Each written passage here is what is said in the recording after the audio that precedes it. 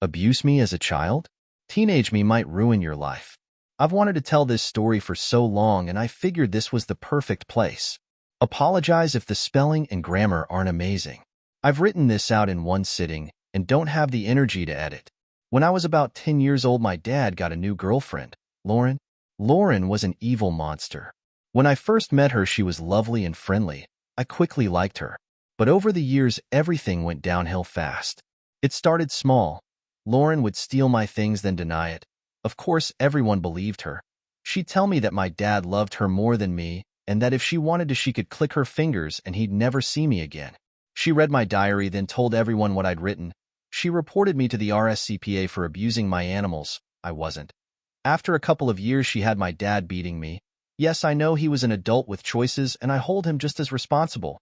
She would constantly tell my dad how bad I was and encourage him to hurt me.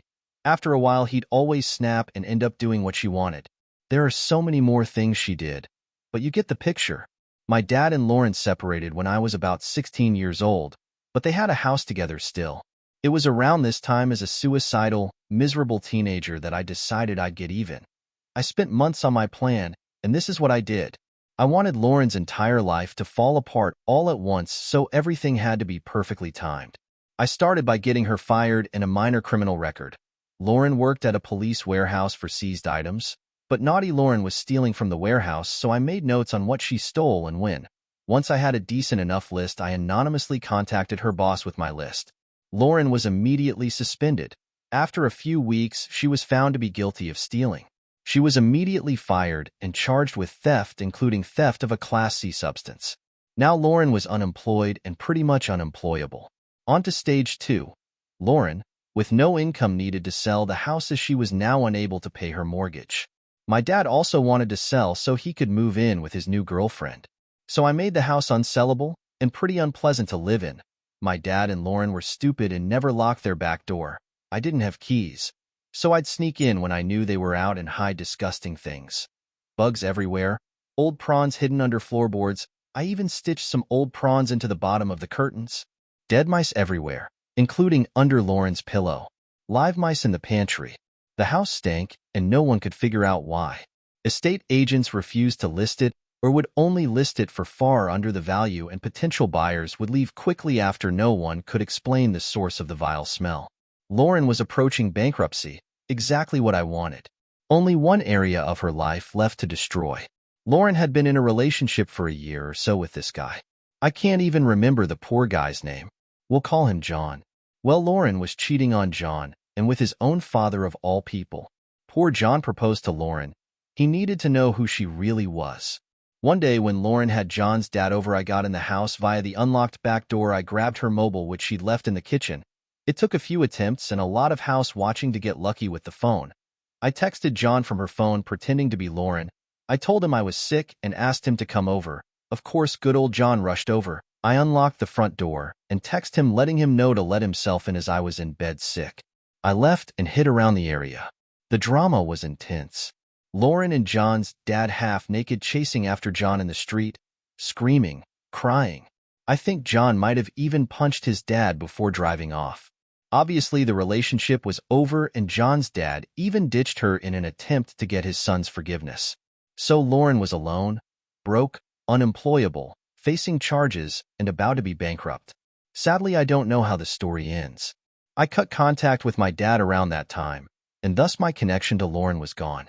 I do remember my dad mentioning her being suicidal right before we stopped speaking, so in my eyes my goal was achieved. I didn't need to see the fallout anyway, just knowing what I'd achieved was more than enough for me. And that's the story of how I got revenge. Writing it out, I realize how unreal it sounds. But that's the whole story. Story number 2. Guy tries to sell house from under my family, gets his just desserts. On mobile, and this is a story from when I was a kid, so apologies for formatting / not having complete details. My family was looking for a large house and found the perfect one back in the early 2000s. When my dad talked with the owners, they had agreed to getting some plumbing fixed on the house before we moved in if we moved all of their stuff into the 2-car garage, so it'd be easier for them to move. There was also several things to be repaired, a pool to clean and a ton of landscaping to be done. My dad did the repairs and used his army of offspring to do all the landscaping, pool work, etc.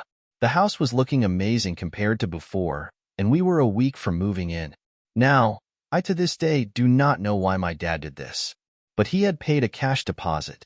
There was no paper trail, and the owners decided to take advantage of this. When it got to be a few days before we moved in, the owners told my dad they weren't moving their stuff out of the garage or doing the plumbing fixes that were needed to use any of the bathtubs or showers in the house. He could deal with no garage and pay for the plumbing fixes, or he could fuck off. No refund of deposit if he didn't like it. They even said they were thinking of moving someone else in BC. The house value was more with all the fixes we had already done. My father asked to turn in the keys we had been given the next morning. BC. This was all told to him at 8 p.m. on a weekday. With no paperwork yet signed, there was nothing attaching my dad to the house and no cameras or security system. He had just been fucked over a few $1,000s by the owner, and it was maybe 2 weeks to Christmas. His gift that year was going to be giving each of us kids our own rooms for the first time. Cue revenge. He brought all of us kids over to the house for a little party. Each kid was given their own special bit of destruction. Someone was shoveling sand into the pool. My brother with anger issues was told to punch out every hole we had patched up in the walls. The smaller kids were told to rock the banister on the stairs until it broke. I was told to rip out the landscaping we had done out and make a path of it all over the stairs.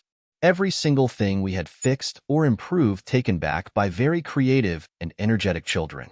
While all this happened, my dad and stepmom went through everything in the garage from the owners and took anything they could gift to family, pawn, or sale.